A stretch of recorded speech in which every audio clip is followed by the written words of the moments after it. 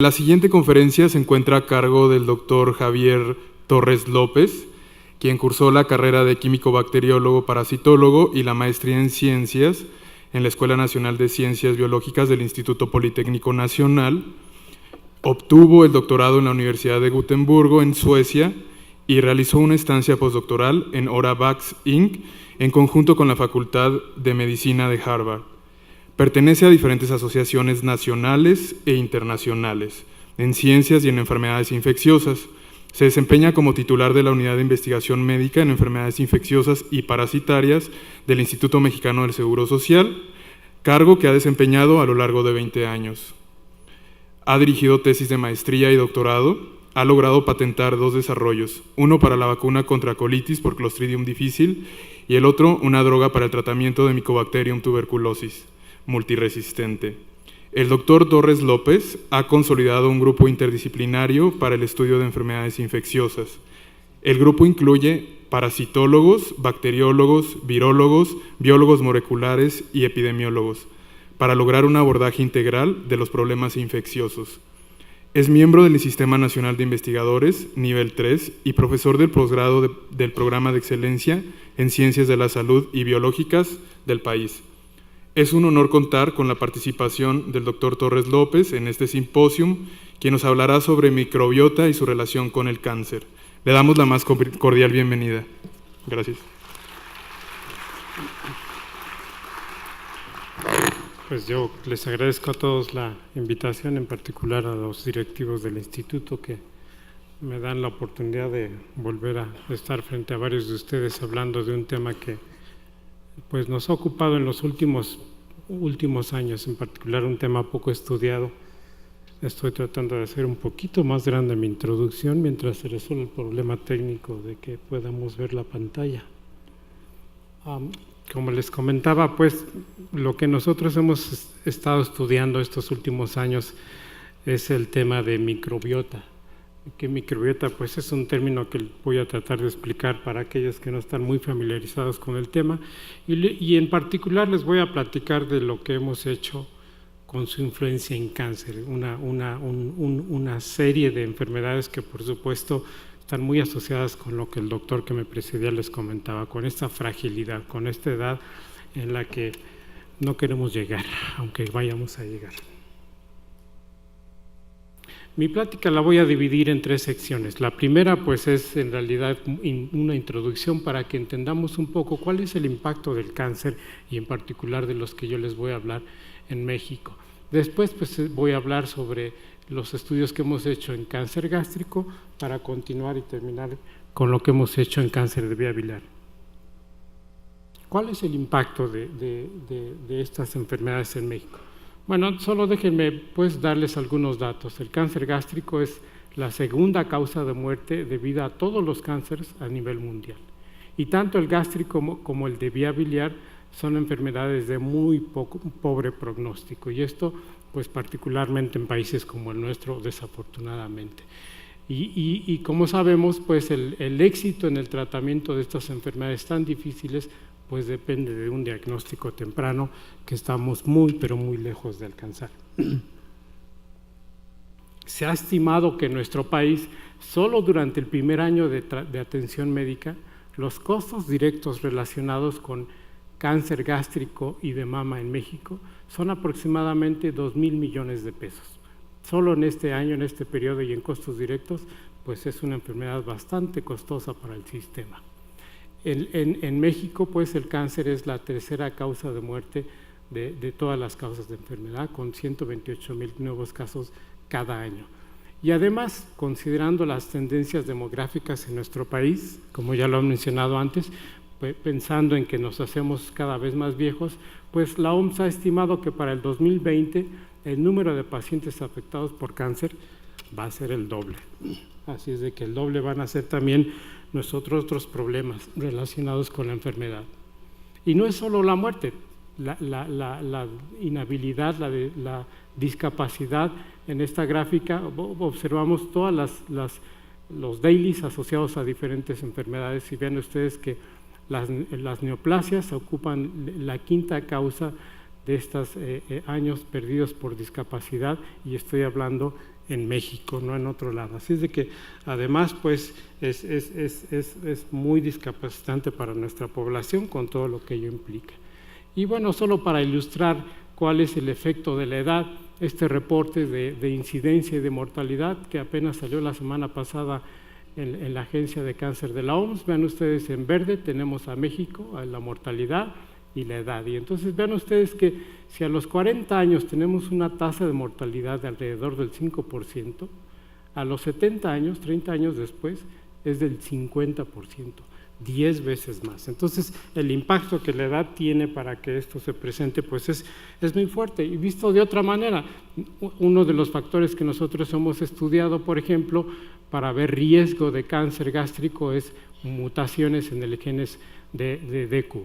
Y solo pues para contrastar, vean ustedes en la última sección del cáncer gástrico, si el tener este alelo de DQA representa 2.38 veces más riesgo de presentar cáncer gástrico, bueno, pues tener más de 50 años, el riesgo es de casi 15 veces. Entonces, la edad, pues obviamente, sin lugar a dudas, nos pone muy frágiles ante diferentes condiciones. Bueno, dicho eso, pasemos a lo que hemos hecho en cáncer gástrico. Antes de empezar en el tema, yo quería dar pues algo muy general para aquellos que no están muy familiarizados con el tema. Cuando uno piensa en microorganismos, cuando uno piensa en bacterias, lo primero que uno piensa pues es, o lo común pues es pensar en enfermedad, es pensar en infecciones, ¿no? Y de hecho, como biólogos nos gusta poner a las bacterias de un lado de evolutivo y nosotros, por supuesto, que a la derecha y hasta arriba. Sin embargo, lo que tenemos que admitir y lo que nos ha mostrado la biología es que por mucho que nos queramos separar nosotros evolutivamente, somos uno, vivimos juntos, hemos evolucionado por toda la vida en todas las especies, de tal manera que esta imagen que uno tal vez se alarmaría, pues en realidad es una imagen de una de nuestras mucosas colonizada como tantas otras regiones por un número bien importante de bacterias, un número de bacterias que ahora nosotros les denominamos como microbiota, pero nosotros microbiólogos hace algunos años la llamábamos pues de manera más funcional como la flora normal, lo que tenemos adentro, afuera, encima y que nos está ayudando a vivir. Y ahora con avances biotecnológicos, genómicos, empezamos a conocer y mapear toda la microbiota que tenemos en el organismo y nos damos cuenta que tenemos una diversidad fascinante. Vean ustedes, por ejemplo, en las fosas nasales predominan bacterias que conocemos como actinobacterias. Digo, lo voy a decir muy brevemente, pero si nos bajamos a la boca y específicamente en la saliva, los que van a predominar son bacteroidetes y firmicutes. Y solo para contrastar, nos bajamos hasta el intestino, predomina, pero con mucho, bacteroidetes. Y si nos bajamos en vagina, lo que predomina y de manera bien importante son lactobacilos. Entonces, en realidad no solo tenemos muchas bacterias, sino que tenemos una diversidad impresionante en cada una de las regiones y eso solo habla de una coadaptación muy específica en cada uno de los nichos que vamos a estudiar. Y eso es muy relevante en fisiología y en salud. Y ahora sí, pues vamos a entrar al tema. Una de las bacterias que precisamente forman parte de esta microbiota, pues que está en el estómago, es una bacteria que yo he estudiado ya por 20 años, es Helicobacter pylori, que en general coloniza el estómago y como les voy a platicar en la siguiente diapositiva, en la mayoría de los casos no causa enfermedad, pero algunas otras desafortunadamente no termina entendiéndose con el estómago y termina causando cáncer. Pero revisemos la historia natural de la enfermedad. En esta gráfica, en el eje de las Y tenemos la edad, desde la infancia hasta las edades avanzadas, y bueno, la infección llega a nosotros en los primeros años de vida, llega una mucosa normal en donde empiezan pues a tener interacción, diálogo, plática y se establece una gastritis crónica, una inflamación que el estómago produce en respuesta normal realmente a la presencia de esa bacteria que en la mayoría de los casos va a estar presente por todos los años que vivamos. Podemos llegar a viejos, podemos morirnos teniendo la bacteria y nunca nos vamos a enterar. Desafortunadamente, en algunos casos, esta homeostasis, digamos, este diálogo entre la bacteria y la mucosa se pierde y puede que la inflamación por lado del huésped sea más fuerte o la expresión de factores de virulencia por el lado de la bacteria sea desmedido, de tal manera que empiece a haber pérdida de esa capacidad pues homeostásica y, por ejemplo, empiece a haber más inflamación en la parte alta del estómago, lo que puede provocar acloridia, y entonces empieza a poner en riesgo a este individuo para que haya atrofia. Y esa atrofia, pues con el paso del tiempo, si la inflamación persiste, si la desregulación persiste, puede terminar en preneoplasia y finalmente ya en edades avanzadas en cáncer gástrico. Pero vean ustedes que es una infección que, a diferencia de las agudas que conocemos, que al día siguiente o a las horas siguientes podemos empezar a tener síntomas, pues aquí, para que veamos una enfermedad asociada a esta infección, pueden pasar décadas. Y eso es muy complicado de estudiar. Entonces, ¿cómo hemos hecho nosotros para estudiar? Bueno, estudiamos individuos en este estado que tienen una gastritis crónica sin ninguna otra alteración. Estudiamos pacientes con preneoplasia y estudiamos pacientes con cáncer. En todos estos pacientes tuvimos una porción del estómago por biopsia o por cirugía, dependiendo del caso, y en cada uno de ellos extraíamos el DNA de esa región del estómago y hacemos el estudio de la microbiota, estudiando la secuencia de un gen muy particular para estudiar el microbioma, el 16S. Y bueno, solo quiero ejemplificarles una ruta bioinformática que realmente es compleja y que no pretendo que entiendan, tal vez yo tampoco la entiendo muy bien del todo, pero es compleja. Tenemos información primero de que si está presente o está ausente, y estamos hablando de miles de diferentes especies de bacterias. Entonces le preguntamos al sistema quién está presente y quién no está. Pero además los que están presentes, pues también tenemos que saber qué tan abundantes están, de tal manera que tenemos datos de presencia y de abundancia, y cada uno de ellos se procesan de diferente manera para que terminemos en análisis pues ordinarios complejos como multicomponentes, para saber la diferencia que vamos a tener entre un individuo y otro individuo de acuerdo a la presencia o de acuerdo a la abundancia de esas bacterias. Y bueno, con esas herramientas, en el primer grupo de estudio que hicimos, tenemos aquí representados los individuos que empiezan con una gastritis no atrófica, individuos con preneoplasia y individuos con cáncer. Y el primer dato que nos llamó la atención es que esta diversidad bacteriana, el número diferente de bacterias que tiene cada individuo, va disminuyendo de manera significativa de esta gastritis no atrofia, preneoplasia y cáncer. Lo que es interesante porque la diversidad es bien importante en salud en microbioma. Cuando hay una disminución en la diversidad, vamos a ver una serie de enfermedades que ahora hemos estado aprendiendo, como obesidad o como alergias, por ejemplo. Después, una vez que identificamos lo que tiene cada una de esas muestras, pues empezamos un análisis un poquito más complejo. Y un poquito más complejo en el sentido de que, bueno, vamos a clasificar esas poblaciones microbianas, vamos a entender cuál es la composición de cada una de esas bacterias en estos pacientes. Y bueno, en un orden muy alto, un orden de Phylum, pues podemos ver que en el estómago, a diferencia de lo que se pensaba hasta hace unos pocos años, en realidad tenemos un número de bacterias bien impresionante y bien diverso, en donde predominan firmicutes y proteobacterias.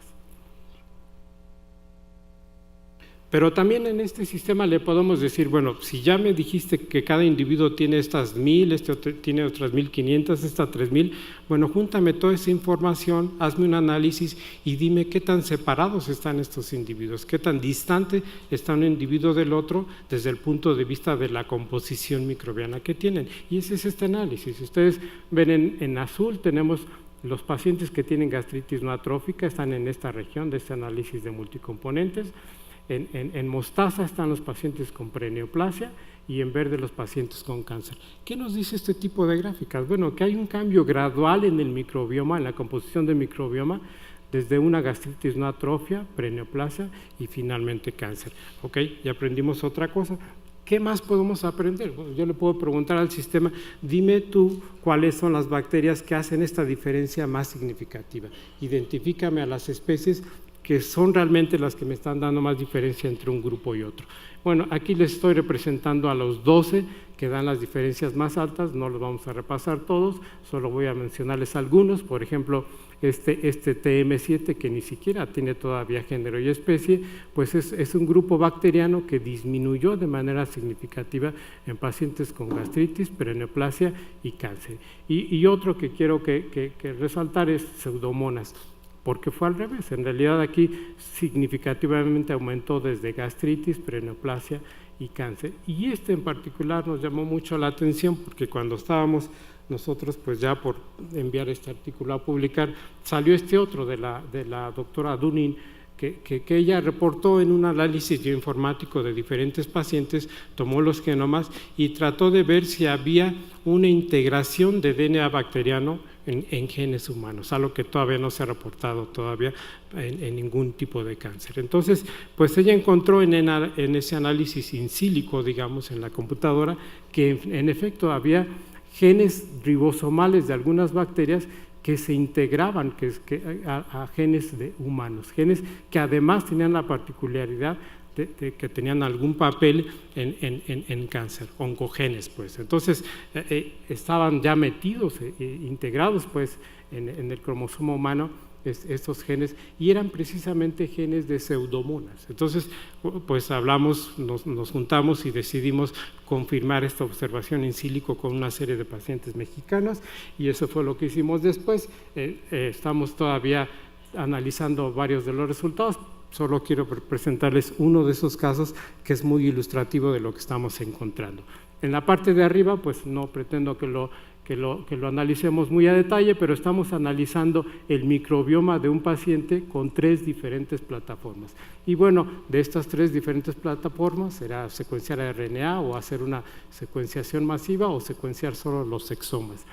Secuenciando, con la secuenciación masiva encontramos la diversidad de microbioma más alta, pero encontramos que una de las bacterias más abundantes en este paciente con cáncer era Helicobacter pylori. Aún estando ya el estómago tan descompuesto como en cáncer, estaba presente la bacteria, que es algo que no se había reportado antes. Bueno, después en este mismo paciente estudiamos la integración del DNA con las 3 mismas herramientas y encontramos pues que había una integración en genes bacterianos en humanos, pero en esta ocasión encontramos Helicobacter pylori, no Pseudomonas, que a mí en lo particular me hace mucho más sentido porque es la bacteria que puede estar en ese estómago por décadas infectando al individuo. Y además encontramos que estaba integrado en genes que tenían que ver con cáncer, pero también en otros genes que tenían que ver con inflamación. Entonces, es algo que estamos tratando de estudiar con más detalle y estamos en proceso pues, de complementar este estudio. En cáncer gástrico también, pues quiero yo regresar a este dato epidemiológico. Las 2 regiones en el mundo con las tasas de mortalidad más altas pues son Asia y Latinoamérica, por supuesto. Bueno, Alisa Goldsen ha estudiado con mucho detalle una población de pacientes con cáncer gástrico en China, nosotros en México, y decidimos comparar el microbioma de estos pacientes con cáncer en Asia y en Latinoamérica.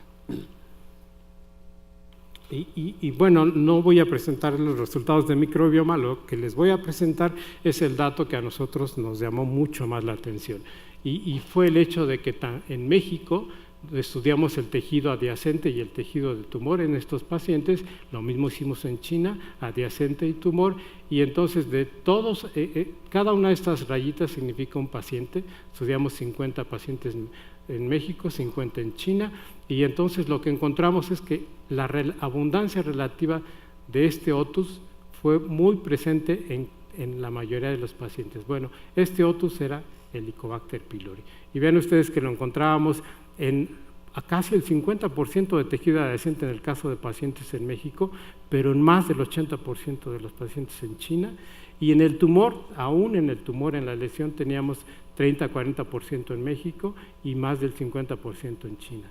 Helicobacter pylori es una bacteria que es capaz de colonizar el estómago, aunque esté tan degenerado, tan diferente como es el caso del cáncer gástrico. Y ese es lo que más nos llamaba la atención de este trabajo. Bueno, pero además de estudiar la presencia del Helicobacter y de otras bacterias, vean ustedes, cuando el Helicobacter casi no está presente, bueno, pues ves tú una diversidad de otras bacterias, pero conforme aumenta el Helicobacter, pues va disminuyendo la diversidad. A pesar de tener esta diversidad en cada uno de estos diferentes pacientes, si nosotros analizamos la función, lo que hace esa composición de bacterias, las rutas metabólicas que están ejerciendo ese conjunto de bacterias, pues vean ustedes que las funciones aquí y en China, literalmente, permanecen constantes a pesar de esta diversidad. Entonces, pareciera ser que, bueno, si tú quieres estar en el estómago, tienes que hacer A, B, C y D para que puedas vivir ahí. Pareciera ser que ese es el mensaje. Bueno, hemos analizado, tratando de comparar la microbiota del estómago en rojo en estas gráficas, con la microbiota que encontramos en otras regiones del cuerpo, oral, heces, vagina, nasal, piel. Y bueno, lo que queremos ilustrar es que a diferencia de la microbiota en otros lugares, es mucho más dispersa la microbiota del estómago, no se parece realmente a ninguna de las otras regiones, y si vemos las funciones también son mucho más dispersas en el estómago que en otras regiones del organismo. Entonces, lo que podemos concluir de esta parte del trabajo es bueno, que la diversidad bacteriana en el estómago disminuye conforme aumenta la severidad de las lesiones, desde gastritis no atrofia, neoplasia y cáncer. Nuestros estudios de microbiota también indican que el Helicobacter no solo es frecuente, sino que también es abundante en el estómago de pacientes con cáncer gástrico, y nuestras evidencias preliminares sugieren que además tiene una consecuencia esta colonización, y es que hay una integración de genes ribosomales de la bacteria en el genoma humano, y eso es algo pues, que tenemos que trabajar más si es que queremos convencer a la audiencia. Y finalmente, que el análisis comparativo mostró que hay una diversidad, una variación mayor de microbiota y de los perfiles funcionales en el estómago que en otras partes del organismo. Déjenme pasar a la última sección de mi plática.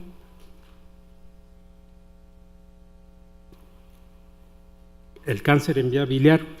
Aquí un amigo mío me invitó a que estudiáramos la microbiota de esta región, porque no hay estudios reportados, ahora ya lo hay, pero cuando lo hicimos, pues el primero fue el nuestro en realidad.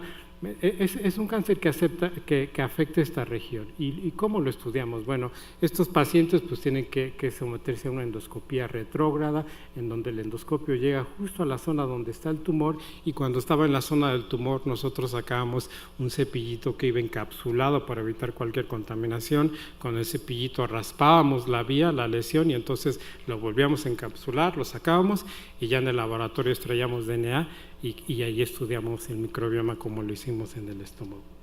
Entonces, pues como en el estómago, la primera parte fue, bueno, vamos a ver más o menos de qué poblaciones estamos hablando. Si recuerdan ustedes, en el estómago había otros grupos bacterianos más presentes. Aquí en la vía biliar, la más abundante fueron proteobacterias, pero con mucho, casi el 60% de todos los individuos con y sin cáncer tenían proteobacterias seguidas de firmicutes. Y bueno, otra vez esto fue algo muy llamativo para nosotros, porque en vía biliar que encontremos esta cantidad de bacterias, pues es algo que llama la atención. Pero además, pues esta diversidad pues es muy llamativo. Bueno, aquí estoy comparando los pacientes con cáncer con un grupo de pacientes que tenían una enfermedad benigna en vía biliar, que sin embargo requería de que les hicieran esta endoscopía retrógrada. Entonces, de tal manera que podíamos comparar entre un grupo de cáncer y un grupo de no cáncer, aunque insisto, pues también tenía una enfermedad en vía biliar. Con un análisis similar al que hicimos antes, pues ahora en este análisis de multicomponentes lo que estoy haciendo es separar en cáncer los pacientes en esta región quedaron distribuidos, y los controles, los de enfermedad benigna, en esta otra. Entonces, la estructura, la composición microbiana de estos pacientes es muy diferente de la que tienen de la que tienen estos otros pacientes. Y bueno, pues, ¿qué bacterias son las que están dando esta diferencia? Pues esta es una lista, pues, igual que la anterior, de los que pues, nos daban una diferencia entre cáncer y no cáncer, y solo quiero marcar 3 de ellas. Rotea, ¿por qué? Pues porque resulta que también es un género bacteriano que disminuye en cáncer de piel. Y bueno, uno quiere empezar a hacer correlaciones entre otros tipos de cánceres y lo que uno va encontrando. Entonces, eso lo tenemos presente para futuros estudios. La segunda es Nesterенconia. ¿Por qué me llamó mucho la atención? Bueno, pues porque si ustedes van a la literatura, Nesterенconia es una bacteria que habita las profundidades del océano, aquellos desiertos muy áridos. En realidad es una bacteria extremófila, le gustan ambientes hiperosmóticos muy difíciles. Bueno, pues también le gusta la vía biliar. Y bueno, pues si uno piensa en la composición de esa vía biliar, pues tiene sentido, porque también es un ambiente bien hiperosmótico, nada fácil para las bacterias. Pero bueno, esta es una observación que por primera vez encontrábamos este género en humanos, y lo teníamos que confirmar, y se los voy a enseñar más adelante. El tercero es Novus Syngobium, y eso también les voy a platicar un poquito más adelante por qué. Como les decía, el decir que Nesterенconia está presente además en el tracto de vía biliar de humanos era así como que, ¿de qué me estás hablando? Lo tenemos que confirmar con otro método. Pues, ¿qué hicimos? Bueno, pues estudiamos el genoma de la bacteria, escogimos una sección del genoma que era específica para esa bacteria y diseñamos una amplificación, una prueba de PCR para amplificar específicamente esa región, la secuenciamos y entonces la estudiamos en un número de DNAs de pacientes con enfermedad benigna y en un número de pacientes con cáncer, y bueno, pues encontramos en una proporción importante de estos pacientes la presencia de Nesterенconia. Y igual que vimos con el microbioma, pues era significativamente menos abundante en pacientes con cáncer que en los que no lo tenían. Pero bueno, estábamos pues confirmando con otro método la presencia de esta bacteria en humanos. En Novus Syngobium, pues nos llamaba la atención porque hacía algunos años el doctor Gershon en la Universidad de California había reportado que en cirrosis biliar primaria podía tener un papel esta bacteria, porque resulta que unas enzimas deshidrogenasas que produce la bacteria tienen una homología bien alta con las deshidrogenasas humanas, de tal manera que cuando la bacteria coloniza se desarrollan anticuerpos contra esa enzima bacteriana que también regresa y reconoce a la enzima humana, y entonces se genera una enfermedad autoinmune, y eso es lo que él propone para cirrosis de vía biliar. Y entonces, bueno, pues nosotros pensamos, bueno, pues tal vez algún componente autoinmune en algunos de estos pacientes de vía biliar pues va a ser responsable de lo que estamos viendo en cáncer. Y de hecho estudiamos también un grupo de pacientes con cáncer con el doctor Gershon, y solo les puedo decir que aproximadamente en el 10% de estos pacientes con cáncer encontramos autoanticuerpos contra la 6-fosfato deshidrogenasa humana, lo que también puede ser pues otra de tantas ramas que estamos encontrando para estudiarla más a detalle.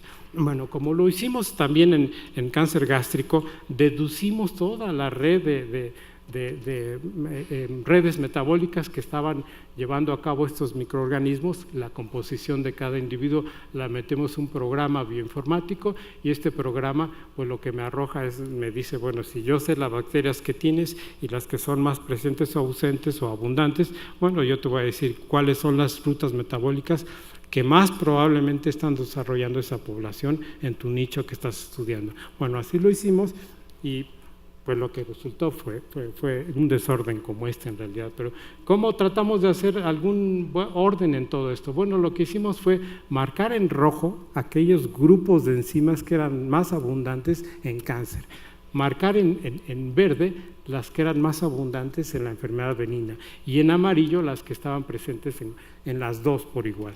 Y bueno, no nos sorprendió que vimos pero un montón de puntos amarillos, pues porque las dos, tanto las de cáncer como las de no cáncer, están en el mismo ambiente, en el mismo nicho, tienen que ser capaces de desarrollar las mismas funciones. Pero lo que queríamos estudiar era este grupo que se sobresalía de todas las demás funciones, pues, y que además significativamente estaba asociado con cáncer. ¿Y qué encontramos? ¿Qué era? Pues regresamos a analizar qué era, y resultó que era un grupo de genes que están codificando para una isla de patogenicidad que genera Helicobacter pylori. Y es una isla de patogenicidad que lo que hace es que si la bacteria está aquí afuera, inyecta en la célula epitelial una serie de proteínas que tienen muchos efectos en la célula epitelial, que no les voy a contar porque es una historia muy larga, pero créanme, termina afectando de manera bien significativa el DNA de las células epiteliales, entre otras cosas. Y entonces, de hecho, es una bacteria una proteína que se considera como la primera proteína oncogénica bacteriana. Bueno, pues resultó, yo no me lo esperaba realmente, pero me vuelvo a encontrar a mi amigo el Helicobacter pylori en cáncer de vía biliar. Y obviamente eso también lo tenemos que comprobar de alguna otra manera, porque pues es una observación que puede ser muy relevante, sobre todo para el tratamiento de estos pacientes. ¿Qué hicimos? Bueno, pues si realmente existe esta isla de patogenicidad en estos pacientes deben de tener también en su material genes de estos genes de virulencia que está inyectando la bacteria. Y estudiamos dos, CAG-A y otra vacuna, otra citotoxina, que es BACA, que también entra a la célula epitelial y causa estragos. Entonces hicimos PCR para estos dos genes en estos grupos de pacientes y lo que encontramos pues fue que en efecto casi la mitad de nuestros casos tenían estas dos proteínas de virulencia y eran significativamente menores en los controles, pero también los tenían. De tal manera pues que confirmamos pues que en estos pacientes están infectados con Helicobacter pylori, están expresando estos genes de virulencia que se han asociado con cáncer de estómago. Bueno, pues ahora pareciera ser que también tienen un papel en cáncer de vía biliar, pero obviamente que no nos quedamos ahí, todavía no estamos totalmente convencidos y queremos ver a la bacteria en ese sitio, queremos ver a la bacteria en esos casos de tumor de vía biliar, y este es uno de los ejemplos de lo que hemos estado haciendo. En verde teñimos a la bacteria, en rojo al moco y en azul está el núcleo, de tal manera que este es el ducto epitelial en donde tenemos el tumor y donde en medio todavía hay un montón de moco. Y vean ustedes, en medio de ese moco hay una presencia bien abundante de Helicobacter pylori. De tal manera que para concluir, pues, ¿qué puedo decir de esta última parte? Que estos estudios de microbiota revelan la presencia de bacterias extremofílicas, reportadas en ambientes como el mar, en el desierto, pero en la vía biliar de humanos. Y nuestros estudios también de microbiota y de PCR sugieren que el Helicobacter pylori está presente en este tumor. Y por último, pues que la presencia de esta bacteria entonces puede estar asociada con el cáncer de vía biliar, y es parte de lo que estamos ahora tratando de confirmar. Y bueno, pues para terminar, quiero decirles que estos trabajos han sido posibles pues gracias a mi grupo de investigación, por supuesto que la participación de bioinformáticos como el grupo del doctor Méndez en el Politécnico. Los clínicos son importantísimos aquí en el Hospital de Oncología, también el doctor Buitrón, con el que estudiamos cáncer de vía biliar, y después hemos tenido una serie de colaboradores, particularmente de Estados Unidos, y quiero hacer el énfasis en que son demócratas, no republicanos, y que han trabajado con nosotros en varios de estos trabajos que les he presentado. Muchas gracias por su atención.